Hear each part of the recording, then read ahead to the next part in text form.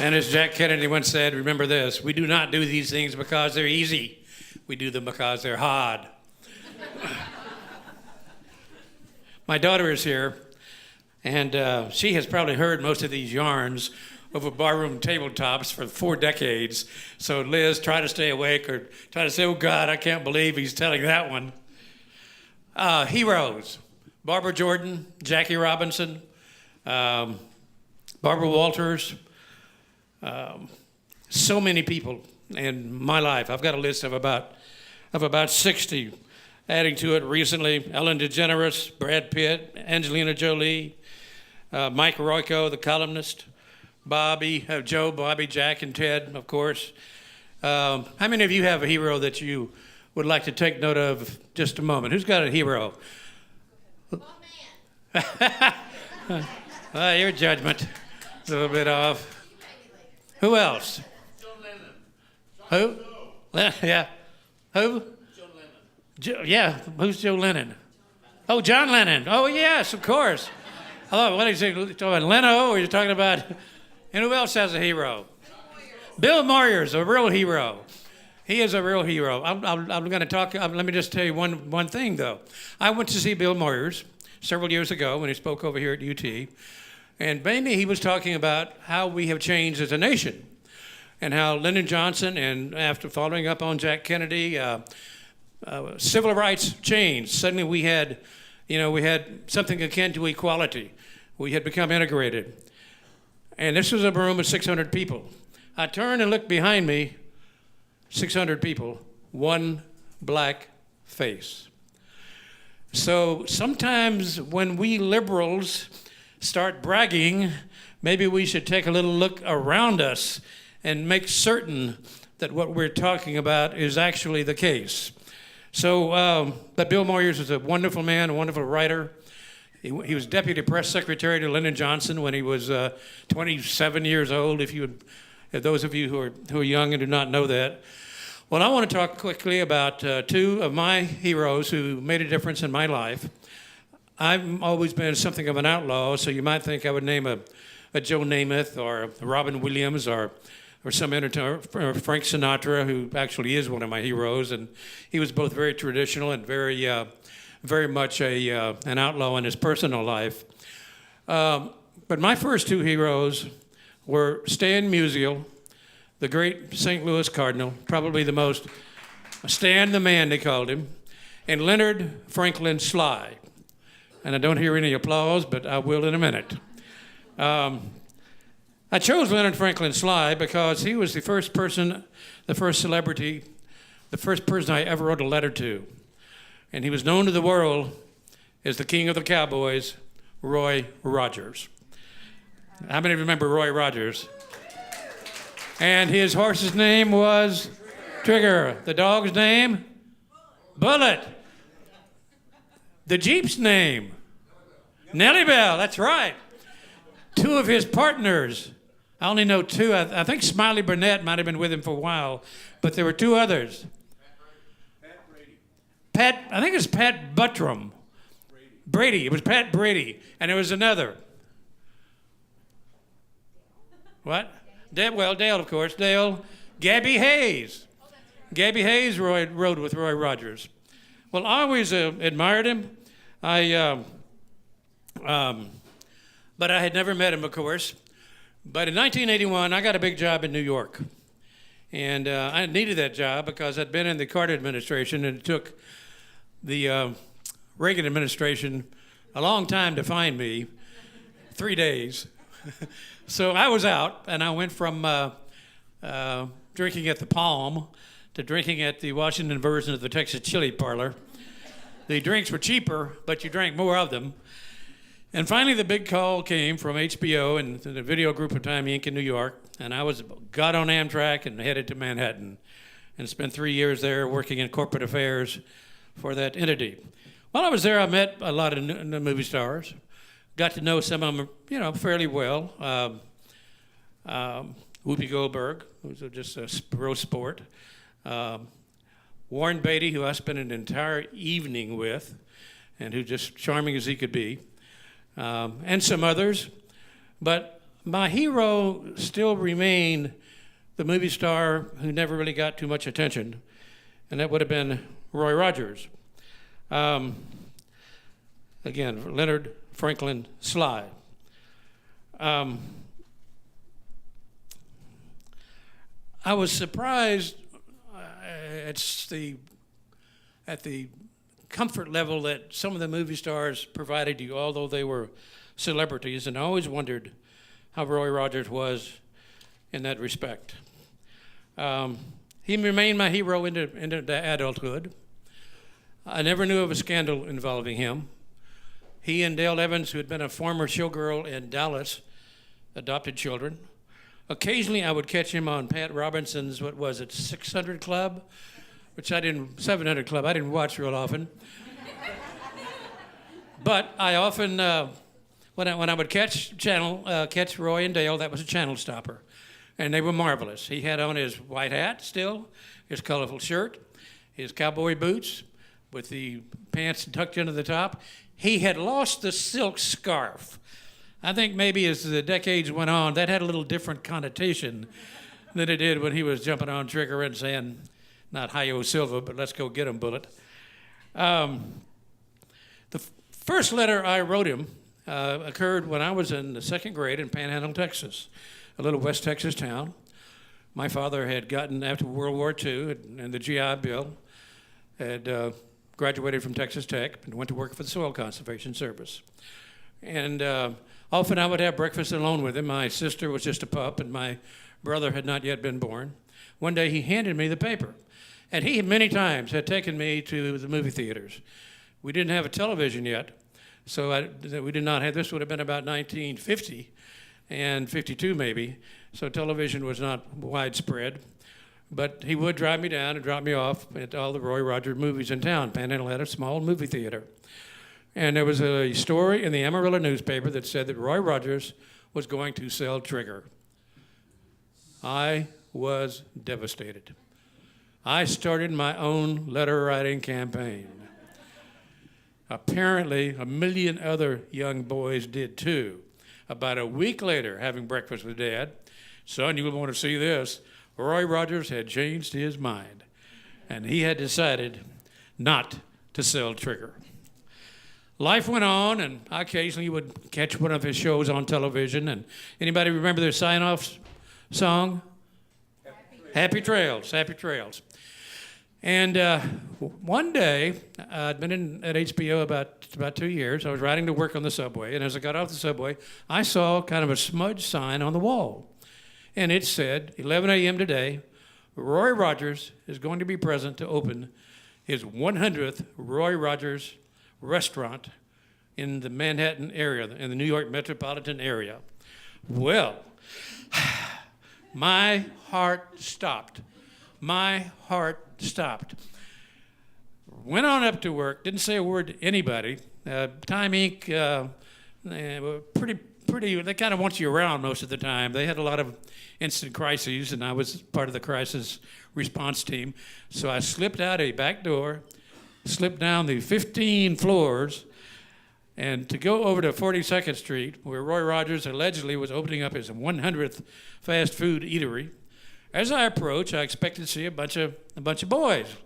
I would have been, instead, a bunch of old poots like me, same age, and they were all there with Roy Rogers. And Roy was standing. He stood up on a platform box, and the Sons of the Pioneers were singing in the background.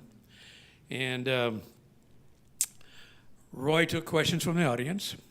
He had the cowboy hat, the boots, the whole regalia. Looked wonderful. Someone asked him how old he was. He said, "When the snow flies, I'll be 74. So he still had the youthful vigor, but he wasn't a kid anymore. At some juncture, two young men walked by, and they sort of interrupted the music of the Sons of the Pioneers because they had a boombox, and it was playing kid music. And the suits, the guys in Brooks Brothers suits who were there with me to see their childhood hero, sort of gave them dirty looks. Not Roy. One of the kids said, "Who's that old cowboy dude?" And Roy Rogers said, "Hey, how are you? I'm glad you're into music." And then totally oblivious to how things had changed on 42nd Street, he pointed up the street, really he was pointing at a strip joint, and he said, it's been 51 years since I cut my first record up there up there at the end on 42nd Street. And so the boys set down their boombox because Roy had welcomed them, as he did the guys in Brooks Brothers suits, and they had at least a couple of minutes of enjoying the influence of this man who never got arrested, never had car wrecks, never shouted racial epithets, didn't really make much money until they began doing products that he could sell. The studios really exploited their actors at that juncture. And so I left, again, the heart going putter, putter, putter, but I had seen my hero, and I had seen him up close, and I had seen the same graciousness at 73 and a half to these little tough kids with a boombox that I had seen him do on television for a long time. So I will shift gears now and go to a sports figure, and I've never been a huge sports fan. I spent 2 years as a sports writer, and it just burned me out. So I did, however, happen to be born in St. Louis, Missouri, and the St. Louis Cardinals, of course, were my team. And at some juncture, I became an avid baseball fan. I literally answered once when I was about 15 the $64,000 question, but I was at home. I was not in the booth with Hal March, so I didn't get a check in the mail, but I was that avid a fan. And my grandparents lived in St. Louis. And Mom and Dad decided it was time I get out in the world, so they bought me a ticket. They didn't call it Amtrak then. They just called it the train. And they drove me to Hearne, Texas, 30 miles from Cameron, in Milam County. I was not born to a great deal of sophistication in my part of the state, but it served me well in some respects. And they put me on the train, and they were concerned about putting a 12-year-old by himself for an 800-mile overnight trip. But sitting in the first seat was a black man. You could tell he was dressed up to go somewhere, old, sort of tattered suit, and he had a brown sack with him from which he was sipping. And it was, of course, a bottle of whiskey. And the man looked up and he said, "Your boy gonna be traveling alone?" And Dad said, "Yeah." He said, "I'll take care of him." And I sat down next to this man sipping whiskey. Now, I grew up in a Baptist family, Baptist church. I had never been around a black person before, and I sure as hadn't been around one sipping whiskey out of a paper bag. So this was a new experience to me. And that man took care of me. I learned more about the world and about... and he got off, I think, in the middle of the night at 3 a.m. in Arkansas, in Little Rock, Arkansas. But it opened up my eyes to that side of life, and maybe that was my first appreciation of the brown liquor, too, for all I know. So I got to St. Louis, and I went to a number of Cardinal games. My grandparents were big Cardinal fans. And at some point in the first game I went to, I went up to the rail, and my hero already, this would have been in 1956, was Stan the Man Musial. He was gracious, he was a great hitter, he was a great fielder as well as a great hitter, and he was just a humanitarian. No bad news. Unlike Ted Williams, who would spit at the fans, unlike Joe DiMaggio, who wouldn't acknowledge the fans, unlike Enos Slaughter, who would cleat everybody when he slid into a base. Those were a lot of tough characters, but Stan Musial continued to be a great gentleman. So always I had a desire to continue to follow his career. So I went up to the rail, and he came over, and me and about 3 other kids hanging over the rail. And he shook my hand and gave me an autograph. Life went on for about 2 decades.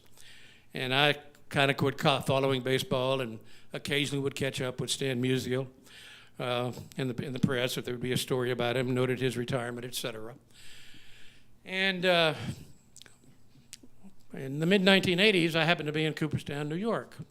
And in Cooperstown, New York, where the Hall of Fame is, there was a huge poster of Stan Musial, which was a print of the cover of a 1955-56 Saturday Evening Post. And it had 3 or 4 kids, including one dark-haired one, and he was signing their autograph. And I thought that artist, it was an artist thing, it was not a photograph, that could be me, that's me.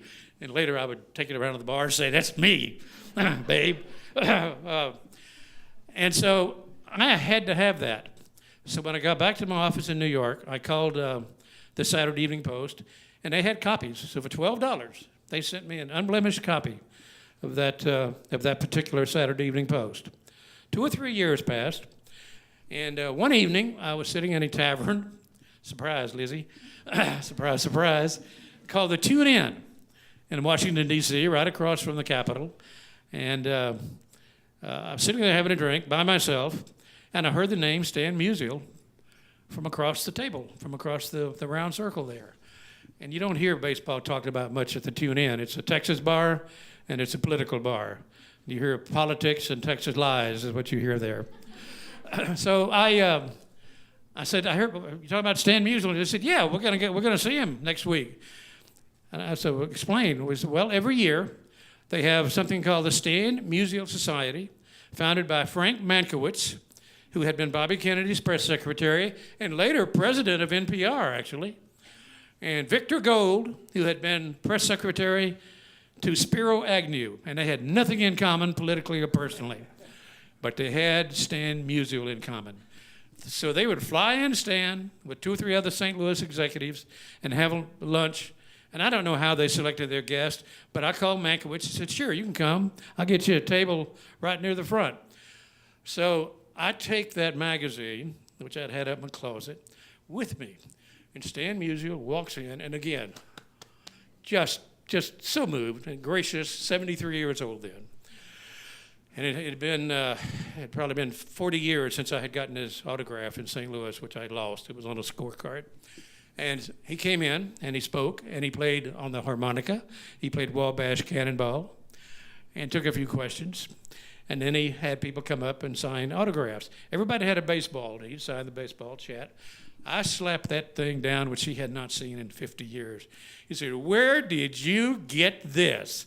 I told him the story. We bonded. But the quote, yeah, kind of.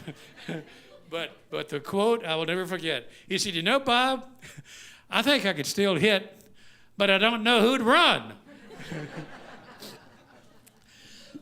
I took that magazine after the event was over, caught a cab, was going to take it back to my office. I was working for then Senator Bob Kruger, who was a senator for 5 months. A very short-term senator, but a great friend and a great man, actually. And I was going to show everybody in the office, but I had to stop at my bank to cash a check, get some money, I don't remember what. So I left my briefcase and the magazine in the car, in the back seat. Go in, did my business, come back, the cab is gone. Oh my God. I raced back to the office, and I probably improperly, I used Kennedy's name, I used Kruger's name, I think I even used Ronald Reagan's name. When I came to work, and I called every cab company, the mayor's office, the police department, when I came to work the next day, that briefcase and that magazine, untouched, were on my desk.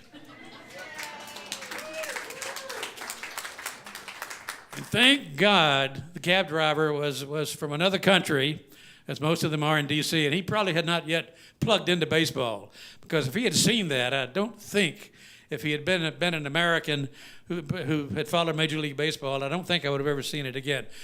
But he broke and ran because that day he had borrowed the cab from his cousin, and it was in the cousin's name, not his. And since I got out of the car and left my thing there, he thought I was an inspector, and this was the days before cell phones, and he thought I was going to go in and call in and get him arrested. So he had hit the road. But the cab company people had done it, so I got my Stan Musial item back, and those are the 2 men, both modest, unassuming, gracious,